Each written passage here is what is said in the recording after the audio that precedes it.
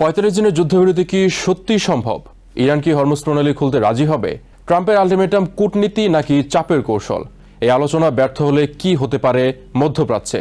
Iran কেন uranium ইস্যুতে ছাড় দিতে চাচ্ছে না? আপনারা দেখছেন TVN24 নিউজ নেটওয়ার্ক। সবশেষ আপডেটে স্বাগত জানাচ্ছি আমি শোয়েব আক্তার। ইরান যুদ্ধ থামাতে শেষ মুহূর্তের কূটনৈতিক তৎপরতা জোরদার হয়েছে। আমেরিকা, ইরান এবং মধ্যপ্রাচ্যের কয়েকটি দেশের মধ্যস্থতাকারীরা ৪৫ দিনের একটি সম্ভাব্য যুদ্ধবিরতি নিয়ে আলোচনা চালিয়ে যাচ্ছে, যা ভবিষ্যতে স্থায়ী সমাধানের পথ খুলে দিতে পারে। তবে সংশ্লিষ্ট সূত্রগুলো বলছে আগামী ৪৮ ঘন্টার মধ্যে কোনো সমঝোতায় পৌঁছানোর সম্ভাবনা খুবই কম। তবুও এই প্রচেষ্টাকেই এখন একমাত্র সুযোগ হিসেবে দেখা হচ্ছে, কারণ ব্যর্থ হলে পরিস্থিতি দ্রুত ভয়াবহ আকার নিতে পারে। বিশেষ করে আশঙ্কা করা হচ্ছে চুক্তি না হলে ইরানের বেসামরিক অবকাঠামো যেমন বিদ্যুৎ কেন্দ্র ও জ্বালানি স্থাপনায় বড় ধরনের হামলা হতে পারে। পাল্টা হিসেবে ইরান ও উপসাগরীয় দেশগুলোর তেল ও পানির সরবরাহ ব্যবস্থাকে লক্ষ্যবস্তু করতে পারে, যা পুরো অঞ্চলে বড় সংকট তৈরি করবে। এই প্রেক্ষাপটে প্রেসিডেন্ট ডোনাল্ড ট্রাম্প ইরানকে দেওয়া সময়সীমা আরও কিছুটা বাড়িয়েছেন। আগে দেওয়া 10 দিনের আলটিমেটাম শেষ হওয়ার কথা ছিল সোমবার, তবে তিনি তা বাড়িয়ে ইস্টার্ন টাইম মঙ্গলবার রাত 8টা পর্যন্ত নতুন সময়সীমা নির্ধারণ করেছেন। ট্রাম্প বলেন ইরানের সঙ্গে গভীর আলোচনা চলছে এবং সময়সীমার আগেই একটি সমঝোতা সম্ভব হতে পারে। তবে একই সঙ্গে তিনি হুঁশিয়ারি দেন, চুক্তি না হলে সবকিছু ধ্বংস করে দেওয়া হবে। এ ধরনের হুমকি আন্তর্জাতিক আইন লঙ্ঘনের ঝুঁকি তৈরি করছে বলে বিশ্লেষকদের ধারণা, কারণ বেসামরিক অবকাঠামোয় হামলা যুদ্ধাপরাধ হিসেবে বিবেচিত হতে পারে। ইতোমধ্যে ইরানও পাল্টা হুঁশিয়ারি দিয়েছে, তারা ইসরায়েল ও উপসাগরীয় অঞ্চলের গুরুত্বপূর্ণ স্থাপনাগুলোতে হামলা চালাতে পারে। সূত্রগুলো জানিয়েছে আমেরিকা ও ইসরায়েলের একটি বড় আকারের যৌথ হামলার পরিকল্পনা ইতোমধ্যেই প্রস্তুত রয়েছে। তবে ট্রাম্পের সময়সীমা বাড়ানোর সিদ্ধান্তকে আলোচনার জন্য শেষ সুযোগ হিসেবে দেখা হচ্ছে। এই আলোচনায় পাকিস্তান, ইজিপ্ট এবং তুর্কি মধ্যস্থতাকারী হিসেবে কাজ করছে। পাশাপাশি ট্রাম্পের দূত স্টিভ উইটকফ এবং ইরানের পররাষ্ট্রমন্ত্রী আব্বাস আরাকচির মধ্যে সরাসরি বার্তা আদান প্রদানও চলছে। বর্তমান প্রস্তাব অনুযায়ী একটি 2 ধাপের চুক্তির কথা বিবেচনা করা হচ্ছে। প্রথম ধাপে ৪৫ দিনের যুদ্ধবিরতি কার্যকর হবে, যার মধ্যে স্থায়ী সমাধান নিয়ে আলোচনা চলবে।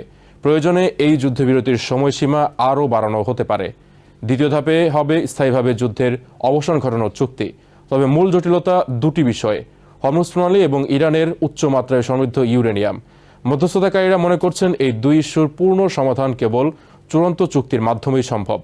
বর্তমানে তারা চেষ্টা করছে ইরান প্রথম ধাপে আংশিক কিছু পদক্ষেপ নেয় কিনা, যেমন হরমুজ প্রণালীতে আংশিক স্বাভাবিকতা ফিরিয়ে আনা বা ইউরেনিয়াম কর্মসূচি নিয়ে সীমিত পদক্ষেপ।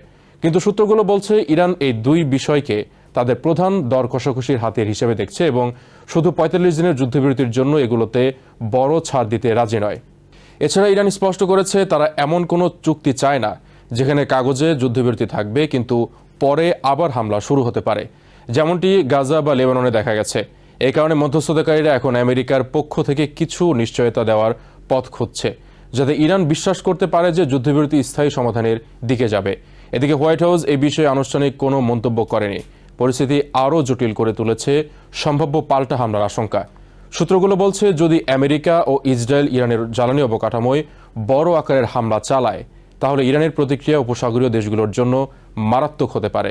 বিশেষ করে তেল ও পানির স্থাপনাগুলো ঝুঁকিতে পড়তে পারে।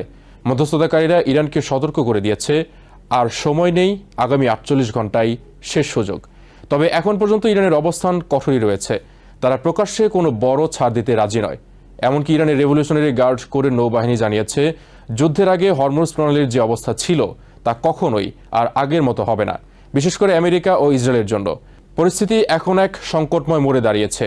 কূটনৈতিক প্রচেষ্টা সফল হলে একটি অস্থায়ী যুদ্ধবিরতির মাধ্যমে বড় সংঘাত এড়ানো সম্ভব হতে পারে, কিন্তু আলোচনা ব্যর্থ হলে মধ্যপ্রাচ্যে বড় ধরনের সামরিক সংঘাত শুরু হওয়ার আশঙ্কা ক্রমেই বাড়ছে।